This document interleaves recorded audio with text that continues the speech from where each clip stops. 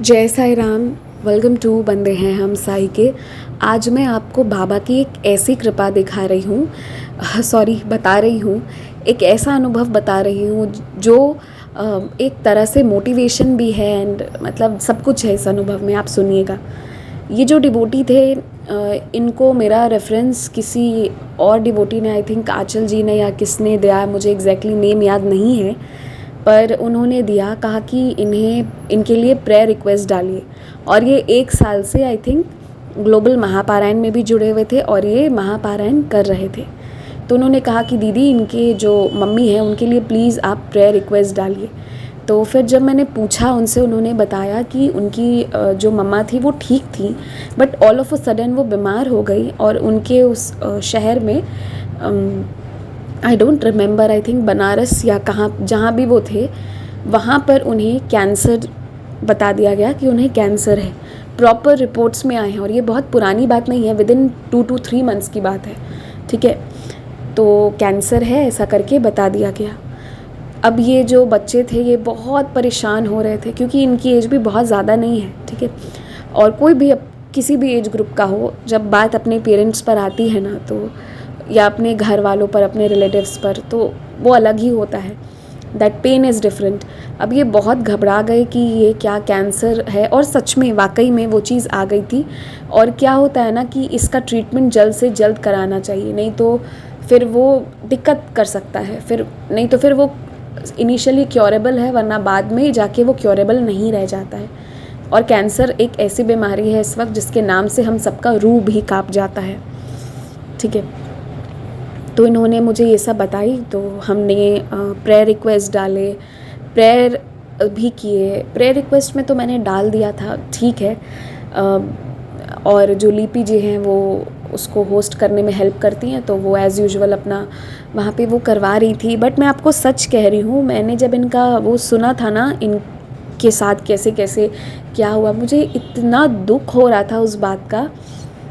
तो सब प्रेयर करते हैं, साई सच्चरित्र पढ़ रहे थे, बहुत चीज़ें हो रही थी। मैं कुछ नहीं की, मैंने मतलब साई सच्चरित्र पढ़ना, या मुझे याद नहीं है मैंने क्या किया या क्या नहीं किया, अभी हो गए हैं 2-3 महीने। बट मैं बाबा से बहुत दिल से प्रेयर करती थी, क्योंकि ये इंस्टाग्राम पर भी जुड़े हुए थे, व्हाट्सएप पर भी।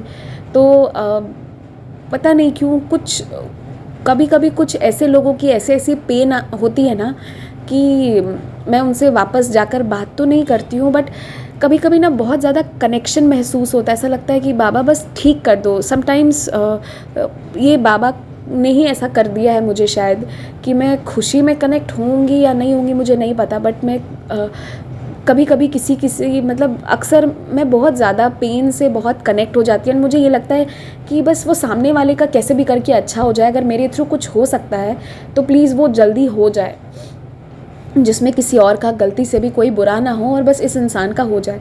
तो मुझे इनके लिए बहुत बुरा लगता था। ये बहुत क्या कहते हैं, बहुत परेशान थे। बता दिया गया था कि ऐसा ऐसा है और ठीक, आप समझ ही रहे हैं उसके बाद क्या क्या चीज़ें बता दी जाती हैं। तो मैंने भी बाबा जी से बहुत प्रेयर करी थी, हालांकि मैं इन्हें कुछ कहती नहीं थी, और ये भी बहुत परेशान रहते थे। उसके बाद क्या हुआ कि ये यहीं पटना आए, तो ये जब यहाँ आए ना, तो ये जिस डॉक्टर से दिखवाने वाले थे उसके जगह इन्हें किसी और ने रेफरेंस दे दिया, और ये किसी और डॉक्टर के पास गए, वहाँ जाके दिखवाए कि ये क्या प्रॉब्लम है। तो वो लोग बोले कि ये वाकई में ये कैंसर है, और इनका जल्द से जल्द ऑपरेशन नहीं हुआ, वो बहुत ज़्यादा बढ़ जाएगा, तो उसके बाद फिर बचा नहीं पाएंगे। ठीक है, और बहुत सीरियस इशू बता भी दिया गया था। वो था भी उस वक्त, वो बहुत बीमार भी थी। उसके बाद जो है मतलब ये डॉक्टर वो डॉक्टर इधर उधर भटके, मतलब क्या कहते हैं लोग, 2-3 बार कंफर्मेशन भी लेते हैं सर्जरी कराने के पहले, वो सब भी हुआ। और मतलब एक आध तो ऐसे भी लोग इन्हें मिले थे जो रेफरेंस दे रहे थे पर ठीक से बता नहीं रहे थे, ना डॉक्टर की डिग्री बता रहे थे, कुछ बता नहीं रहे थे। और प्लस क्या था ना कि ये दूर से आए थे, तो ऑल दो मेडिकल प्रोफेशन बहुत नोबल है, मतलब मैं जानती हूँ कि वो बहुत प्योर एंड पायस होना चाहिए, बट ये 100% नहीं होता है। तो जब ये बता रहे थे ना, कि फिर मुझे उसने बताया और मैं उस डॉक्टर के पास गया, तो आई कुड अंडरस्टैंड, क्योंकि बहुत सारे डॉक्टर्स का क्या होता है ना कि वो कमीशन वाला काम होता है ना, हर प्रोफेशन में हर तरह के लोग होते हैं। बहुत सारे डॉक्टर्स बहुत ईमानदार भी हैं। कोविड में बहुत सारे डॉक्टर्स ने बहुत जेन्युइनली सर्व भी किया है, पर उसमें कुछ लोगों ने बहुत गड़बड़ भी करी है। हम इन दोनों बातों से मुकर नहीं सकते, राइट। तो फिर ये उस चक्कर में थे भी। और क्यों मैं इस चीज़ को कह रही हूँ ना, कि इन्होंने लास्ट में जो मुझे बताया कि मेरी मम्मी का ऑपरेशन किया गया है, उस डॉक्टर ने क्या सर्जरी की वो इन्हें वो एग्जैक्टली बताने को तैयार नहीं थे कि उन्होंने इनकी मम्मी की सर्जरी क्या कर दी, इन्हें ये भी नहीं पता था। तो मैंने बोला कि ये आप कौन से रास्ते पर जा रहे हैं, ये क्या हो रहा है, जहाँ आपको यही नहीं पता है कि आपकी सर्जरी किस चीज़ की हुई है, क्या हो रहा है, अभी क्या स्टेज है, क्या चल रहा है, कुछ इन्हें पता नहीं चल रहा था। तो अब मुझे समझ में आता है कि बेसिकली किसी को कुछ समझ में इसलिए नहीं आ रहा था क्योंकि वो डॉक्टर ने तो सर्जरी कर दी थी, बट उन्हें भी कुछ समझ में नहीं आ रहा था कि ये हो क्या रहा था, क्योंकि वहाँ हो रही थी बाबा जी की लीला। मैंने इनसे एक बात कही थी कि आप महापारायण कर रहे हो, आप छोड़ना मत। आप साई सच्चरित्र जी पढ़ रहे हैं, वो आप छोड़िएगा मत, वो आप करते रहिएगा। और ये कर भी रहे थे बाबा के। देखिए कुछ लोग होते हैं ना जो बहुत ज़्यादा तो नहीं करेंगे, लेकिन ना मन से बाबा को बहुत मानते हैं, तो ये उसी कैटेगरी में आते हैं। मैं भी कुछ नहीं करती हूँ, हाथ भी जोड़ना रहा तो पता नहीं वो भी जुड़ेगा, या किसी दिन पूजा रूम में बहुत दिन तो जाती ही नहीं हूँ। तो नहाया, बाहर आई, उसके बाद सीधा खाना, ब्रेकफास्ट, ये हो जाता है बहुत दिन। तो बट इसका ये मतलब नहीं है कि जो लोग ऐसा करते हैं तो वो नास्तिक हैं या उनका श्रद्धा कम है, ऐसा कुछ नहीं। कुछ लोग मन ही मन बाबा का जयकारा लगाते रहते हैं, ठीक है। तो ये भी भोले भाले सीधे साधे इंसान, और ये अपनी मम्मी को लेकर बहुत परेशान थे। उसके बाद एक दिन इन्होंने मुझे पिक्चर भेजा कि उनकी मम्मा लेटी हुई थी, पूरा सर्जरी के बाद का पोस्ट ऑपरेटिव उन्होंने भेजा कि कैसे मतलब उन्हें ऑक्सीजन चढ़ाया जा रहा था, सब हो रहा था। उसके बाद जो है डॉक्टर्स आए और उन्होंने कहा कि इन्हें कैंसर नहीं है, इन्हें स्टोन का प्रॉब्लम है, और वो स्टोन हटा देने के बाद ये ठीक हो जाएंगी। और इसके बाद फिर उनका वो स्टोन वाला सर्जरी हुआ, and now she is fine. तो अभी जो बाबा जी ने जो करा ना यहाँ पर, कि जो कैंसर वहाँ भी बताया जा रहा था, यहाँ भी बताया जा रहा था, और ये रिपोर्ट्स जो चेंज हुए, अचानक से जो ट्रांजिशन हुआ, कैंसर से बदल के वो स्टोन में आ गया, एंड देन उनकी मम्मी अब ठीक हैं, कुछ ऐसा कैंसर वैंसर नहीं है। तो ये जो ट्रांजिशन हुआ, क्योंकि वहाँ आप सोचिए एक डॉक्टर गलत हो सकते हैं, 2 डॉक्टर गलत हो सकते हैं, बट उधर भी इधर भी हर जगह जो है वो गलती कैसे हो सकती है, हर जगह एक ही रिपोर्ट कैसे आ सकता है। बट रिपोर्ट्स बदलने की भी शक्ति किस में होती है? बाबा में। तो now all of a sudden ये हो गया कि उन्हें कैंसर नहीं है, सिर्फ स्टोन का प्रॉब्लम है, और अब जो है उसके बाद वो ठीक हो जाएंगी। ये चीज़ हुई थी।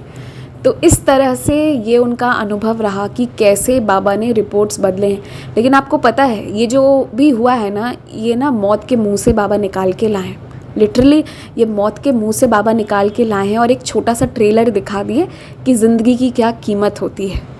तो इसीलिए we should value our life and we should take care of our health. क्योंकि ना जब हम बीमार पड़ते हैं तो कष्ट हमारे सिवा कोई नहीं सहता, कष्ट हमें ही सहना पड़ता है। लेकिन जो वो आंतरिक दुख और तकलीफ़ होती है ना, वो पूरे परिवार को होती है। मैंने इनके अंदर वो तड़प देखी थी, वो परेशानी देखी थी, वो डर देखा था अपनी माँ को खो देने का। तो ये तो बाबा की इतनी बड़ी फेवर हुई है ना, जो मैंने मतलब मैं भी शुरू में बाबा की कृपा से हर जगह का मैं एक्सपीरियंस सुनती थी, अभी भी सुनती हूँ, जो भी हो पाता है जो बाबा फ़ोन में दिखा दें। तो मुझे भी लगता था कि ऐसा होता है साईं कृपा। लेकिन अभी मैं ना किसी के साथ इस पूरे जर्नी में रहकर ये चीज़ देखी हूँ, रिपोर्ट्स बदलते हुए देखा है मैंने। तो ये बाबा की ऐसी कृपा है, एक ऐसा फेवर है ना, जिसके लिए हम पूरी ज़िंदगी बाबा के शुक्रगुजार रहेंगे। ऐसे बच्चे की बहुत मतलब इन्होंने अपनी सबूरी की, लोग पूरी ज़िंदगी परीक्षा देते, इन्होंने बहुत कम समय में पूरी परीक्षा दे दी और पास भी कर गए। और यही चीज़ तो है, बाबा जो है वो पहले ही बता देते हैं कि देख तू विश्वास रख ले, तू पास कर जाएगा। अब जो टेस्ट आ रहा है उसे बस विश्वास के बल पे देते जाना और पास कर जाओगे, आगे उधर तुम्हारा पास लिखा हुआ है, बस विश्वास रखे रहना। यही चीज़ बाबा कहते हैं, यही चीज़ इन्होंने की, और आज जो है सब सही हुआ है साईं कृपा से। तो बस यही था आज का एक्सपीरियंस, और आप सबसे इतना ही कहूँगी मैं, और क्या भूल सकती हूँ कि बाबा पे विश्वास रखिए। गलत क्यों हो रहा है, कब तक होगा, कैसे होगा, क्या होगा, मुझे नहीं पता, मुझे किसी का नहीं पता, मुझे बस साईं मालूम है और कुछ भी नहीं। आप अपनी प्रॉब्लम्स बाबा से रखिए, आप खुद बाबा से पूछिए आपकी भक्ति में ऐसा क्यों लगता है कि मेरे थ्रू या किसी के थ्रू आपको बाबा के पास जाना है। No, it's Baba and you, बस, और बीच में कोई नहीं है। खुद बाबा से बात कीजिए, खुद पूछिए, खुद समझिए, वो समझाएंगे। आप अगर ये विश्वास रखते हैं कि वो मुझे बताएंगे तो वो ज़रूर बताएंगे, और यदि आप सोचते हैं कि वो बोलेंगे या नहीं बोलेंगे तो वो वैसा ही रहेगा। जैसा भाव रहा जिस जन का, वैसा रूप हुआ मेरे मन का। इसीलिए बाबा पे विश्वास रखिए, अपने भक्ति पे विश्वास रखिए, और हमेशा जो सही रास्ता है ना उसी को लेकर चलिए। क्योंकि ना इस कलयुग हो, सतयुग हो, कोई भी युग हो, हम तो बस साईं युग में जीते हैं, हम साईं के बच्चे हैं। और यहाँ पर ना एक ही चीज़ होता है कि बाबा जो है ना वो एकदम एक प्रोटेक्टिव शील्ड की तरह खड़े रहते हैं। तो इसीलिए हमारे साथ कोई गलत नहीं कर सकता। किसी और का हमें नहीं पता हिसाब किताब, बट हमारा हिसाब किताब इतना ही है, ना कोई हमारे साथ गलत कर सकता है, ना कोई हमारे इज़्ज़त के साथ खिलवाड़ कर सकता है, ना कोई मतलब कुछ नहीं बिगाड़ सकता। मौत भी कुछ नहीं कर सकती है जो साईं का बच्चा है और जिसको बाबा ने पूरे मन से अपनाया हुआ है। और बाबा जिसको अपने मन से पूरे दिल से अपना लेते हैं वही साईं नाम ले पाता है। Not everybody can dare to take his name. इसीलिए विश्वास रखिए साईं पर, अपनी पूजा पर विश्वास रखिए। और ऐसा नहीं है कि पूरे दिन आपको पूजा पाठ करना है, पर हाँ, साईं है इस बात का स्मरण रखते हुए अपने कर्म करने हैं। जय साईं राम, स्टे ब्लेस्ड।